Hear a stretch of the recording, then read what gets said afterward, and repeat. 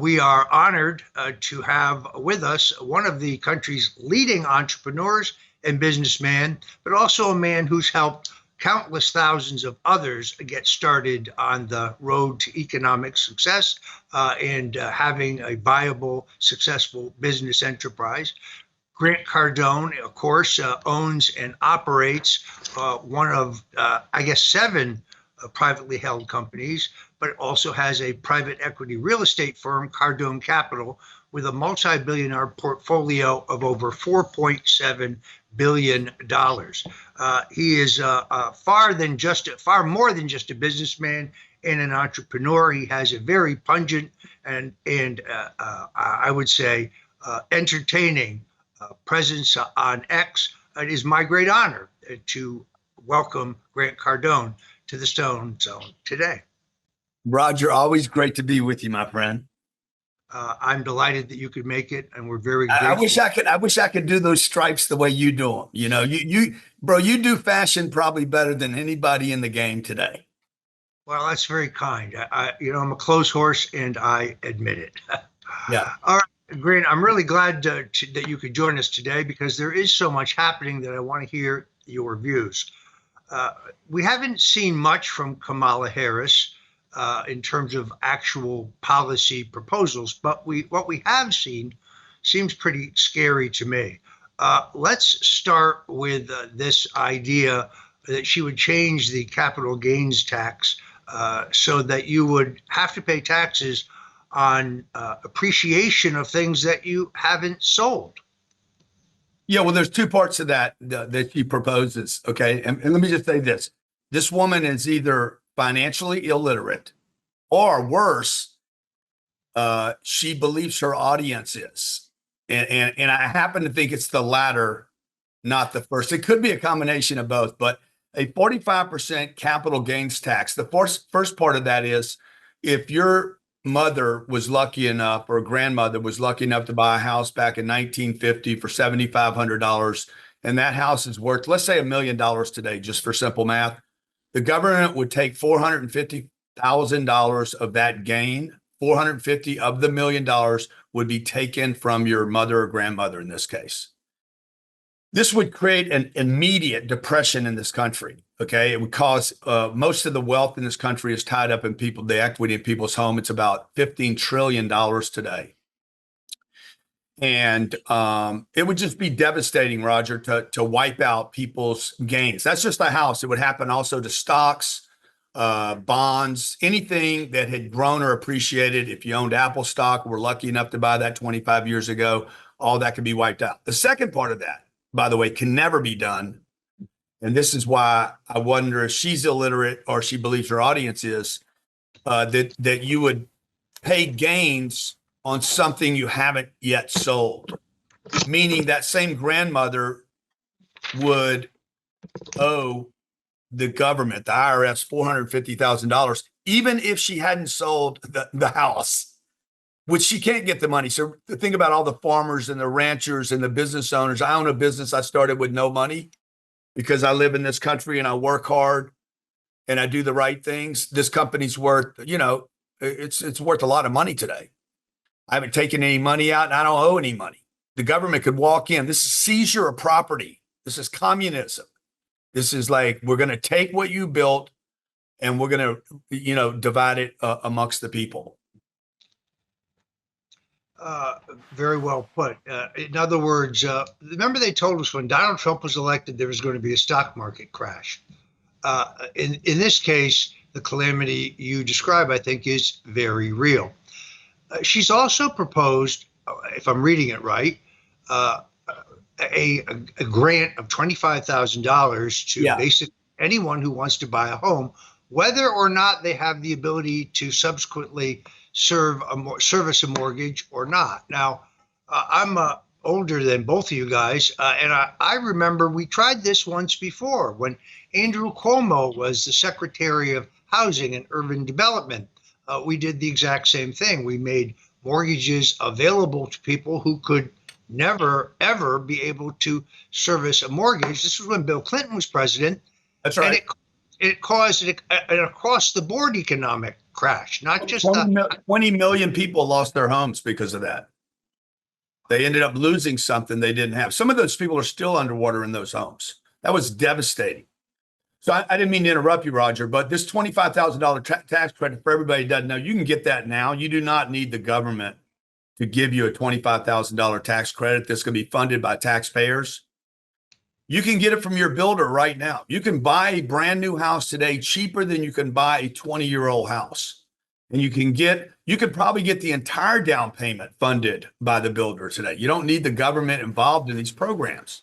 If a builder wants to sell his house or a seller wants to sell their house, they will do what it takes to sell the house. That's supply and demand. That's capitalism. The moment the government gets involved, by the way, and again, this goes back to why I believe she's either illiterate or she thinks her audience is.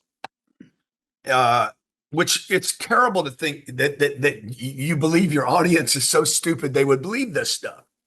If the federal government got involved in a $25,000 credit, you guys got to understand that the builder is going to raise the price of the house, not by $25,000. They're going to raise the price of the house by $75,000 to $150,000 because that's what they can afford to give you. A down payment today on a house is about 5%. 5% of $100,000 is what, $5,000. So they can actually raise the price of the house more than the credit and make more money on the house. So it would actually cause inflation in housing that is already out of control. Excellent. The next one, which is kind of near and dear to my heart, wage and price controls. We tried this under Richard Nixon. Actually, it was Treasury Secretary and former Texas Governor John Connally who talked Nixon into both closing the gold window and also wage and price controls. That didn't work very well, did it? Not very well, man. But what you and I, we've seen our $100 today is worth about $9 in our lifetime. I've lost 90% of my money, maybe more than that. Now the 100 still says it's worth 100. The $100 bill still says 100. It was printed in 1958. But I can only buy $10 worth of goods and services. It's backed by nothing. And it's still the most powerful piece of paper on planet Earth because our military is so strong. So despite how, it's a trick, right? This also, Roger, speaks to what I sent Donald Trump a letter and just said, hey, look, I would like to help you on day one, educate America, re-educate America on today's wealth building to create the largest, most prosperous middle class on the planet. Educate all people, 88 years old, 18 years old, and 8 years old. Don't do it through the schools. Do it through the internet. Use YouTube, Facebook, and Instagram. The last time this was attempted in this country was under George Bush. He was the wrong person. It was the wrong time. He was not inspirational, and we didn't have the distribution platforms necessary, social media. Donald Trump is the person that could inspire the message.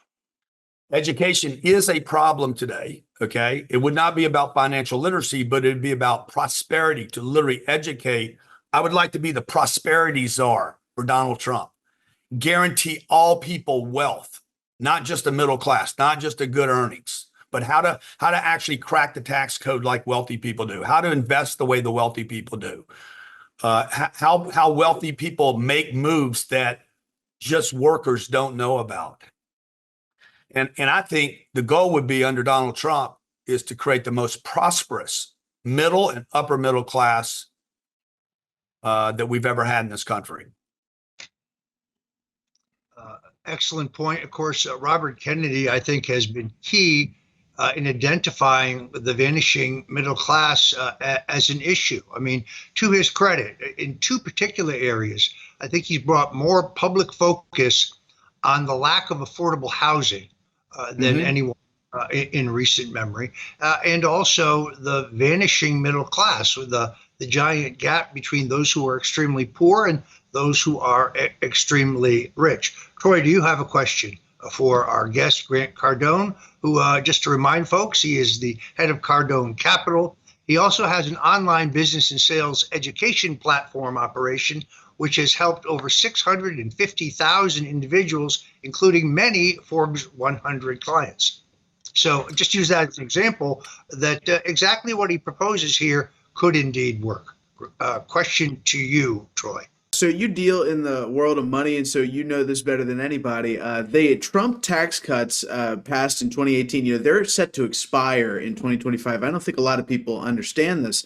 So your average person out there, regardless of whether Kamala Harris gets what she wants, which is actually an increase from where it was before this tax cut, if she doesn't get that, they're still going to go up. I think the corporate tax rate would go up from 21% to 38%. So it's not enough just to stop the Kamala Harris agenda. We actually have to push forward in order to preserve the tax cuts that were passed by President Trump, don't we? Yeah, 100%. And the crazy thing is that the multi-$100 billion companies, these trillion-dollar machines today, they're paying less than 8% in taxes.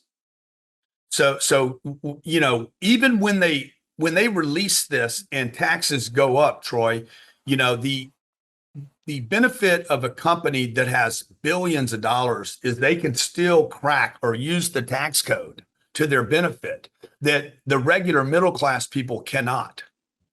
Because of the tax. Back when Roger and I were growing up, you could buy $1 million piece of property and write off the entire $1 million the moment you bought it. That's why in 1994, when taxes were as high as 1944, when taxes were as high as 90%, the rich people still weren't paying any taxes. This is the big scam that Warren Buffett, the old man, says, I don't pay enough in taxes and I should pay more. And all these super rich guys say this, but I know these people. I know what game they're playing. Like I'm not at that level, but I'm in that atmosphere of hacks where you're hacking the system, right? And they're saying, hey, I should pay more taxes, but I'm not, because I don't earn income. I own assets. Which brings me back to that capital gains thing, taxing unsold properties. That could never happen. I mean, it would never be passed by anyone on either side. Nancy Pelosi would get crushed in that. And we know she's been stealing because financially you cannot make, you can't do the math where you make $179,000 a year and you end up being worth $200 million. There is no math to that. She'd need about 3,000 years. The sad truth here, and I think we all know it, is Kamala Harris is reading off a sheet of paper written by someone else. In other words, these are not her views. These are not things that she's learned through a career in public service. She's being fed what to say by others. This is why she won't do a press conference, why she won't do a one-on-one interview, why they hope to hide her the way they hid Joe Biden for the closing months of the last presidential election. Personally, I don't think it will work, meaning I think the American people need to feel like they know their president, at least somewhat. They certainly know Donald Trump because he's so incredibly accessible.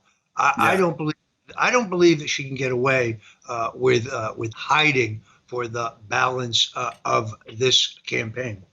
I want to point out, by the way, that Grant Cardone is a man who has given back. It's not just that he's been an enormous financial success. It's not just that he has helped others to be an enormous financial success, but he has helped thousands of people through the Grant Cardone Foundation, a nonprofit organization dedicated to mentoring underprivileged and troubled young people and teaching them about finances. So our hat is off to you, Grant. Troy, another question for our guest. Absolutely, sir. So as far as this election goes, I'm wondering how you think things are going to go as far as the tax code, because we have kind of two directions here. We have more regulations, higher taxes, less regulations, lower taxes, and how that would happen. I mean, if Kamala Harris is to get into office, let's just say it happens hypothetically, and she gets everything she wants, this would totally collapse the U.S. economy, wouldn't it? I mean, this would be like the final nail in the coffin, wouldn't it? Yeah, look, I don't think there's a final nail in the coffin of the United States economy because we're the greatest consumer economy on planet Earth. It's more difficult to create the economy that we have in America than it is a manufacturing economy. So I don't think there's a nail in the coffin of America. I do think they can ruin the opportunity in this country. Like if you study, I heard Bill Clinton say the other night, Roger, I'm sure you heard him sit there lie about the Democrats have created 50 million jobs while Republicans have only created 1 million jobs. This is complete. This is why I think the Democratic leadership believes their people are stupid, that they can't do basic math. If you look at a graph from 1971 to 2008, that's 28 years. Republicans were in control of the U.S. Government for 20 of 28 years. The middle class graph is like this: expansion of income, expansion of wealth, expansion of property. It's literally a graph that looks just like this. This is just a fact. It's a number. Numbers don't lie, people lie. From 2008 until 2024, 16 years where Democrats were in charge, 12, the graph goes like this. So you see, they hide behind jobs, but they never talk about the real W that matters: wealth. Okay, it's not about a J, it's about a W. Families in America need wealth. They need property. They need assets, not bracelets. They need property rights and ownership. They need passive forms of income, not just earned income where they trade their time for money, which is taxed. So yeah, the tax code should not be touched. It should be lowered. Corporate tax should be lowered. We're higher than most countries today. But number two, and most importantly, is the American middle class need to be taught. It needs to be mandatory, like critical race theory they're pushing. They need to push critical wealth policy to where every person in America would be provided with free education for free, using the internet, using distribution of Facebook and Instagram and YouTube and Google. Use those distribution channels to educate everyday people how they can create wealth in this great country we live in. It's interesting when the Bureau of Labor Statistics first reported 818,000 new jobs created. Yeah. I had Barry Habib, who's a recognized housing and mortgage expert, also one of the smartest guys I know. And he said, they're going to have to restate these numbers. They're wrong. And of course, they did. The other point that Barry points out, of course, is that wage growth during the Trump years was set records, whereas wage growth in the Biden-Harris years has been essentially flat. Your thoughts, Grant? Yeah, well, that's true. I mean, again, numbers don't lie. So unfortunately, people could see more money, but they're not using inflation. People have to understand what inflation is because it's invisible. Troy's worried about taxes. I'm more worried about inflation than I am taxes. Taxes I can actually accommodate for. I can invest around. I can start playing some little games with. Inflation, man, it's hard to beat. It's hard to because it's invisible. It's like COVID. You notice, Roger, when COVID ended, when America no longer bought the COVID story, they tried Ukraine. We went to Ukraine. That was invisible. We couldn't really see it here in America. And when that didn't sell, they went to inflation. Invisible. How do you even talk about it? I'll guarantee you Kamala Harris could not explain what inflation is and how it affects an everyday family. And we need somebody right now at this critical time in our economy, man. Like we need somebody that at least understands wealth creation, wealth preservation, and how we as Americans can all continue to get rich, particularly with all this new technology coming like AI. It's going to affect a lot of jobs in this country. You know, I've got an idea. How about a businessman for president? Someone who created thousands of jobs before he got into politics, who understands what it's like to meet a payroll, what it's like to try to make a profit. This is one of the things that I love so much about it, that he doesn't come from the world of politics. Yeah, what it's like to reduce your tax bill to zero. Why can't we teach that course to every American? By the way, this country If this country could, every American, 345 million people, did exactly what the wealthy do, to have a zero tax bill, this country would just spew in prosperity because everybody would go to another level of wealth. And as long as your neighbor has money, you'll have money. The moment your neighbor on the left and right side and across the street are hungry, they're scared, they can't find their finances, you will suffer too, no matter how rich you are.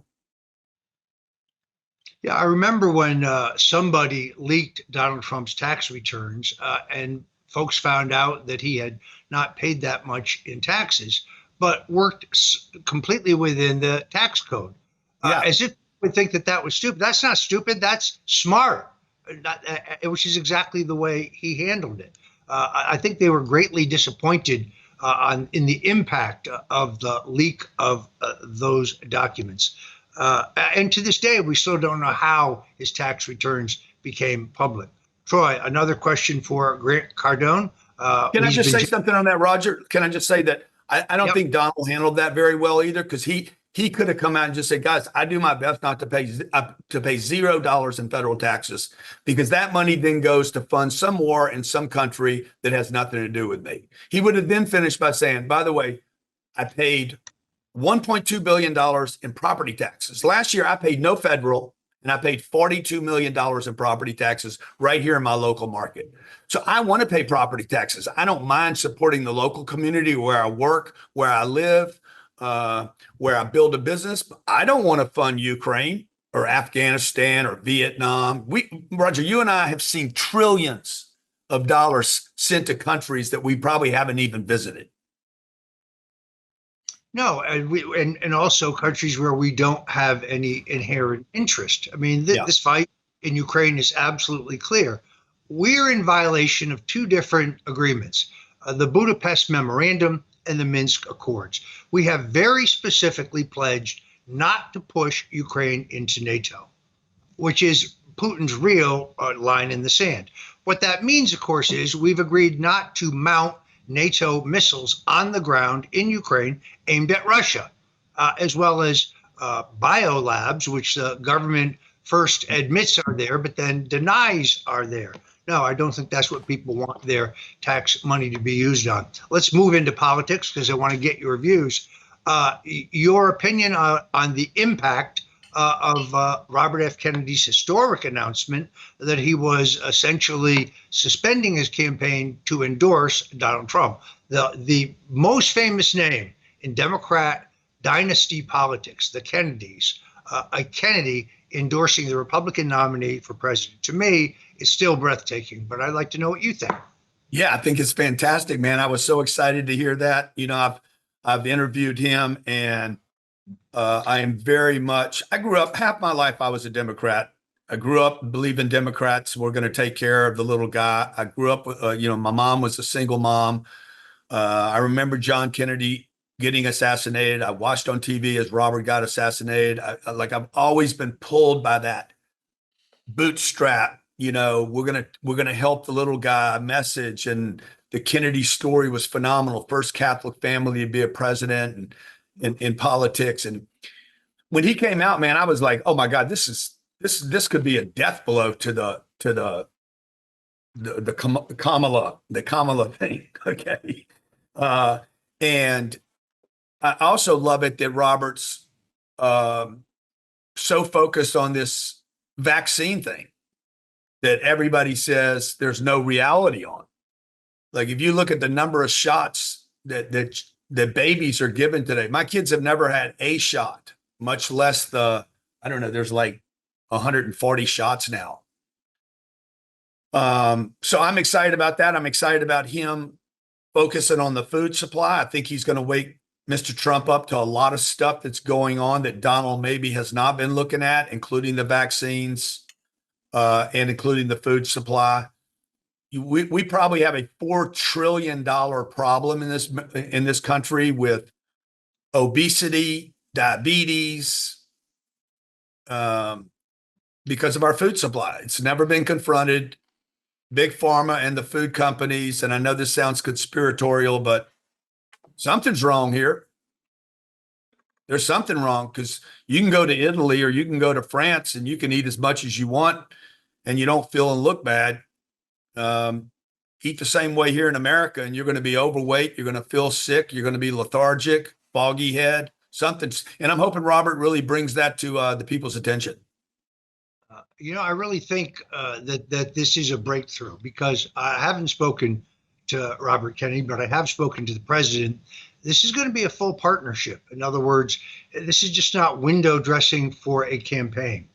I think Bobby Kennedy has really impacted the president's thinking by bringing him up to date on things that perhaps he was not aware of. Yeah. Because, I must tell you, when you're in the eye of the storm, when you're in the middle of a presidential campaign, it's an all-consuming experience. There really is time for virtually nothing else. There's barely time for your family and church. There's not much time for anything else. So I think he's going to be an extraordinarily positive influence, not only on the Trump campaign, but also on a Trump presidency. And I'm hopeful and confident that he'll end up in a high-level position where he has real authority. And I think he's zeroing in on the poisoning of our food supply. The time here could not be better, because the entire issue needs more attention. All right, you've been very generous with your time, Grant. I'm going to ask you one more question, then we're going to let you go.